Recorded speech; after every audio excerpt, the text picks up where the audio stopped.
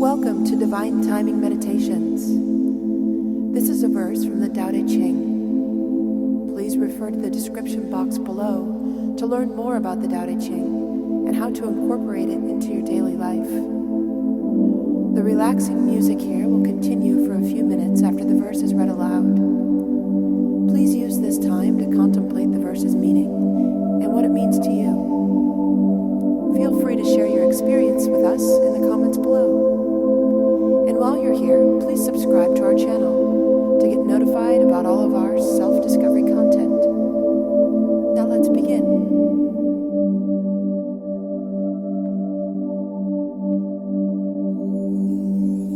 Verse 2 of 81, Tao Te Ching. Since the world points up beauty as such, there is ugliness too. If goodness is taken as goodness, wickedness enters as well. For is and is not come together. Hard and easy are complementary. Long and short are relative. High and low are comparative. Pitch and sound make harmony.